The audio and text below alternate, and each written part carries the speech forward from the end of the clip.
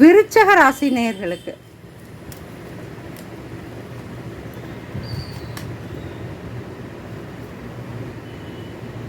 Okay, open ஆகி இருந்தது போல். இன்னொன்று எடுக்கலாம். ஓ,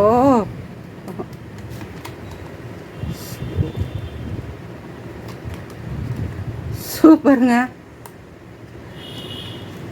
அதாவது ஏதோ ஒரு விஷயத்தில் மாட்டிக்கிட்டீங்க அப்படின்னு நீங்கள் நினச்சிக்கிட்டே இருக்கீங்க. ஆனால் அது அப்படி கிடையாது.